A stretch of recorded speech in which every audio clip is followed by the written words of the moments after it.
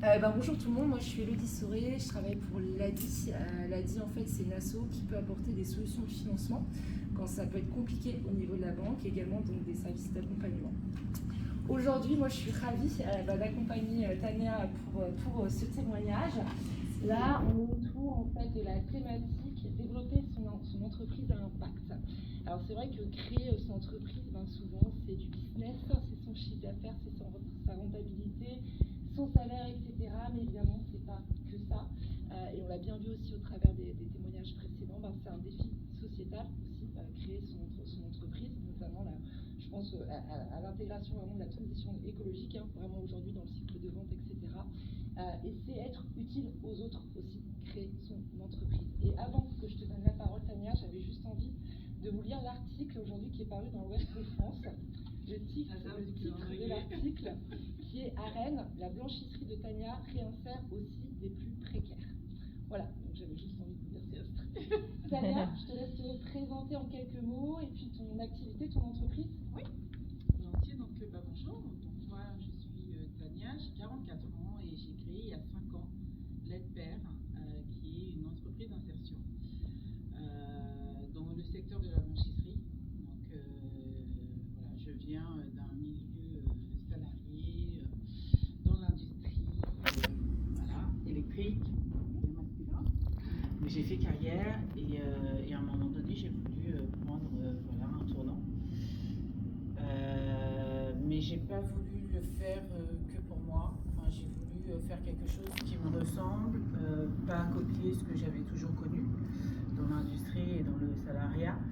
Et effectivement, j'ai voulu mettre une empreinte et mes valeurs dans ce que je faisais. Donc c'est très naturellement qu'en fait, au premier choix que j'ai eu d'embaucher, parce que ça s'est fait là finalement. Moi, je me souviens à un moment donné, je devais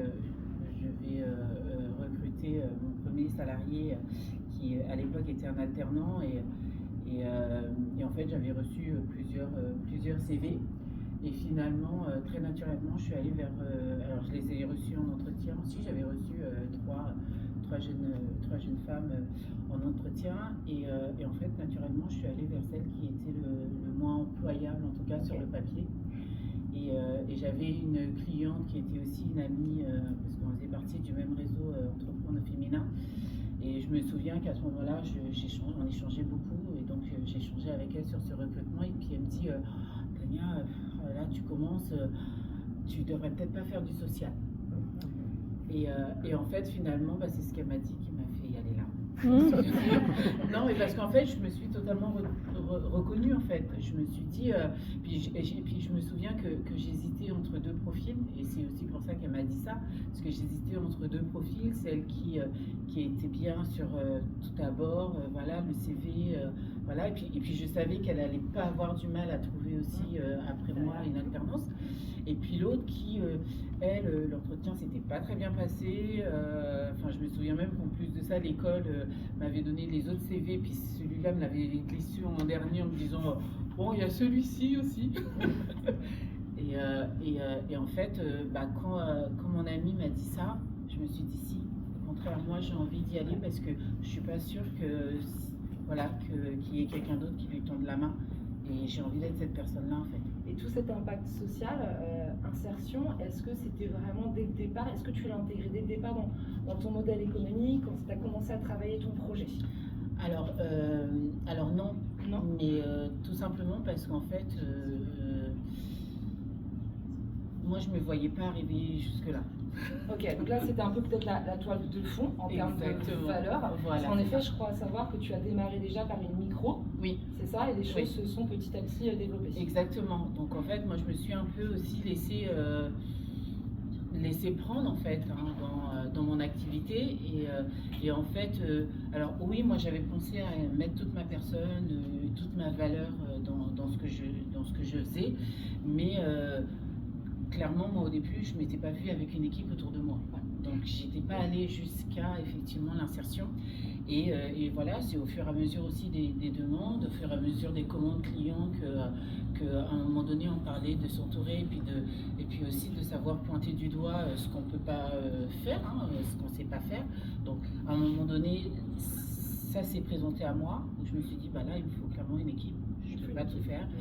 Et à ce moment-là, effectivement, j'ai voulu, moi, dès le début, y mettre mon empreinte et cette valeur et effectivement insérer des personnes qui étaient dignes non employables. Là, tu as combien de salariés du coup? Alors là, aujourd'hui, on a 4 salariés, donc avec moi, ça fait 5. Alors, 4 salariés à l'heure actuelle, mais en fait, l'entreprise d'insertion, c'est donc une entreprise, donc on leur propose un contrat, donc ils ont un contrat, ce qu'on appelle un CDD, plus le I pour insertion. Et en fait, ils sont sur un poste. Donc aujourd'hui, nous, on propose 2 postes en insertion, agent de blanchisserie et chauffeur-livreur, mais ils n'ont pas vocation à rester, en fait. Donc aujourd'hui, dans les effectifs, on est effectivement 5, mais l'année dernière, c'est plus de 8 personnes qui sont passées par l'État.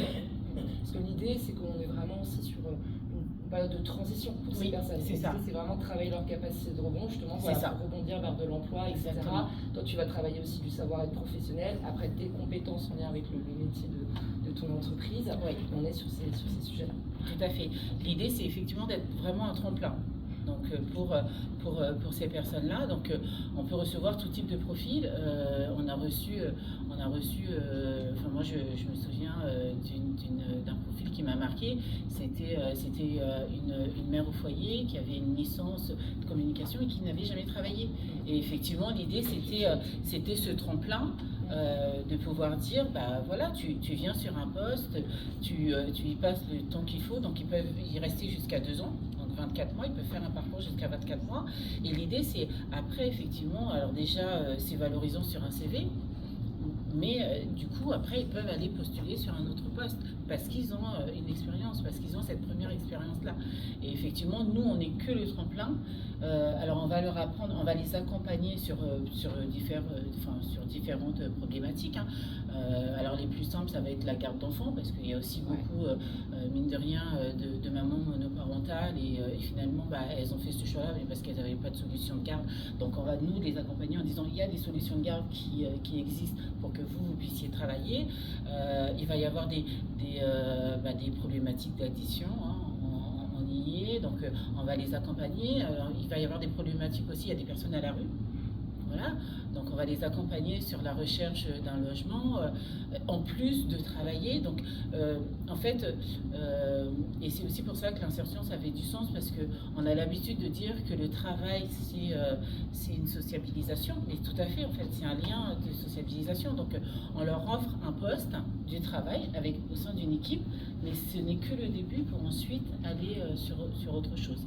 Et donc effectivement, sur ces différentes problématiques très individuelles finalement, et en toile de fond, ça va être effectivement la posture au travail, la communication, comment je travaille avec en équipe, comment je travaille aussi avec des personnes qui ne me ressemblent pas, parce que, mine de rien, on a tout type de personnes. Hein, voilà, on a des personnes déjà de religions différentes ou de non-religions. On a des personnes voilà, de différentes aussi couleurs, j'ai envie de dire, couleur de peau, des personnes qui portent le voile, qui ne portent pas le voile.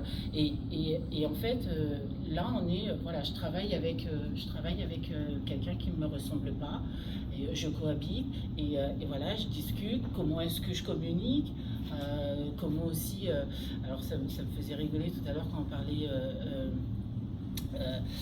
voilà, enfin, il y a aussi sa personnalité, mine de rien, comment est-ce que, nous, j'avais un cas qui me parlait beaucoup. C'était une personne qui était assez colérique. Enfin, elle ne pouvait pas s'exprimer sans.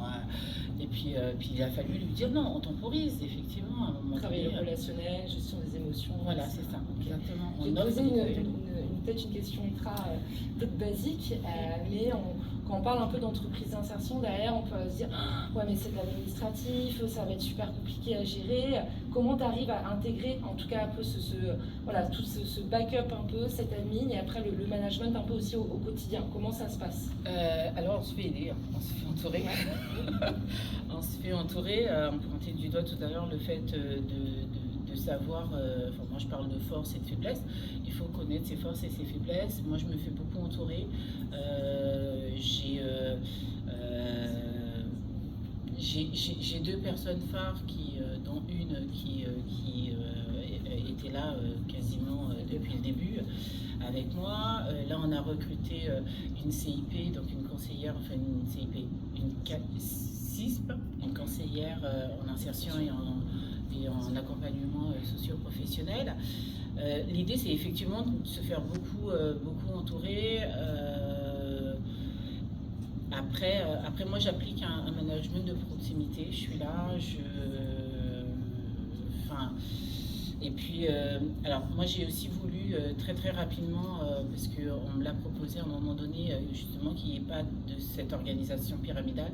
C'est-à-dire que même si je me fais entourer, même s'il y a des personnes dites référentes ou encadrantes, au niveau hiérarchie, on est quand même tous linéaires. Et voilà, et puis moi je suis au milieu aussi. Quand il y a des absences, voilà, moi j'y vais. Bien sûr. Et l'idée, c'est finalement, en fait, de faire... moi, je suis assez simple et je voulais une entreprise qui me ressemble, donc dans la simplicité, sans chichi. Je pense qu'on complexifie la vie, en effet. Après... la vie est complexe. Ce que je veux dire, ça dépend de chacun. Moi, ça me ressemblait et j'ai voulu toujours faire quelque chose qui me ressemble. Je suis dans la simplicité, et donc j'ai fait quelque chose de simple pour m'y retrouver. Yes. Il nous reste un petit peu de temps, je pose une dernière question peut-être. Oui, je laisserai peut-être réagir. Comment ça se passe pour toi aujourd'hui le business? Tu peux nous dire un peu les actus du moment et alors le business, le business va bien, le business se développe. Alors moi je suis dans une phase un peu où j'ai l'impression de me faire un peu bouffer. Voilà, là il faut qu'on passe, je le vois, il faut qu'on passe cette marche là haute. Il faut un nouveau local. Au niveau du chiffre d'affaires, pareil, on franchit un palier. Au niveau aussi effectif, voilà, il y a le palier des 11 qui arrive. Et voilà, en anglais on dirait, moi je freak out. Ça frotte, ça frotte. Ouais, voilà. Donc il faut que je digère tout ça. Je suis aussi en train de le digérer, mais je vais y aller. Je vais y aller parce que je vais y aller. Bah oui. Mais voilà, je crois ça se passe bien. Il y a Pascal peut-être qui témoignait tout à l'heure, c'est du long terme en fait. Et là, oui, on voit qu'il y a le début de la création, c'est plus dur. Il y a plein de choses qui vont arriver après en fait. Mais c'est ça. Et en même temps, je trouve que c'est aussi le paradoxe. Alors, peut-être qu'il y en a qui vont se retrouver dans ça, mais en tout cas, je vais parler de moi. C'est aussi le paradoxe parce qu'en même temps, j'ai une vision, moi, pour l'Aide-Père. Je la vois, je vois l'Aide-Père est effectivement très loin comme entreprise. Je veux dire, les personnes qu'on a aidées, je pense que c'est qu'un tout petit bout. Je pense qu'il y a encore beaucoup de choses à faire.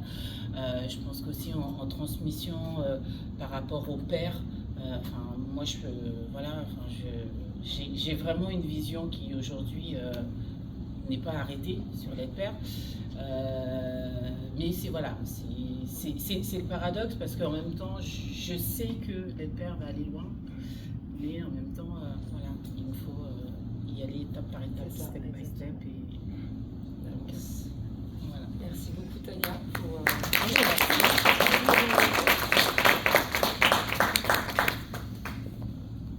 des questions peut-être? L'Aide-Père, ça vient d'où? Alors l'Aide-Père, ça vient de Le temps passe et repasse. En fait, pour la petite histoire, j'ai commencé en 2018 par monter une micro-entreprise. Parce que pareil, je voulais y aller un peu étape par étape et je voulais aussi voir si c'était un modèle qui pouvait y aller. Donc j'ai commencé en 2019, pardon. Donc le projet est né en 2018. J'ai travaillé 2019, je monte une micro-entreprise et effectivement, je l'appelle Le temps passe et repasse. L'idée, c'était...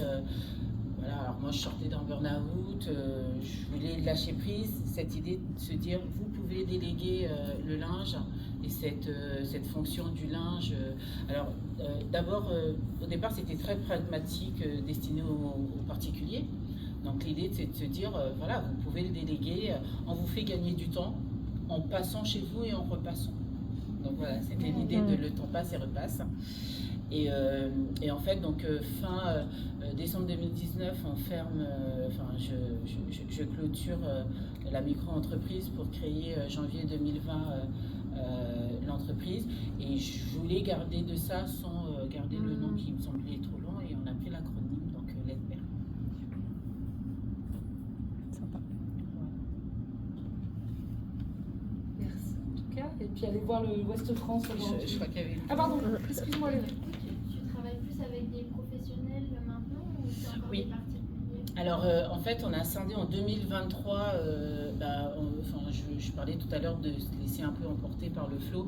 Donc on avait de plus en plus de demandes en fait des entreprises. Donc on a fait le choix en fait de scinder 2 structures, donc l'EDPER et l'EDPER Home. Et donc l'EDPER aujourd'hui, ce n'est que du B2B. Donc on va travailler avec des restaurants, des chaînes hôtelières, des conciergeries immobilières, des cabinets médicaux, etc. Et en fait, il y a la branche l'EDPER Home qui, elle, était destinée aux particuliers, mais faute de temps qui a été mise en sommeil. Et ça va se développer? L'idée, c'est effectivement que ça se développe. Une fois que je serai un tout petit peu plus portée, parce que pour la petite histoire, en fait, jusqu'alors, je suis en SASU. Donc, je suis non seulement la seule directrice à bord, mais également la seule associée. Et en fait, l'idée de l'EDPER, j'ai pas envie de reproduire l'EDPER Home comme l'EDPER. Et l'EDPER Home, je voudrais effectivement que ce soit avec un associé et que ce soit porté par plus que moi seule. Donc effectivement, l'idée c'est effectivement quand j'aurai trouvé la personne qui va bien, de relancer l'EDPER Home. Et il y a toujours cet accompagnement alors par l'ADI? Alors ouais, je pense que tu Oui. été accompagnée en effet par Marie et Gaëlle. C'est ça. C'est ça, l'accompagnement par les bénévoles, différents aspects. Et j'en parlais, il y avait des questions de marché public, de choses comme ça. Voilà, Et ils m'accompagnent tout à fait. Et ils sont de bons conseils, et ils sont là. Et mine de rien, il faut le dire aussi, parce que là, on parle de.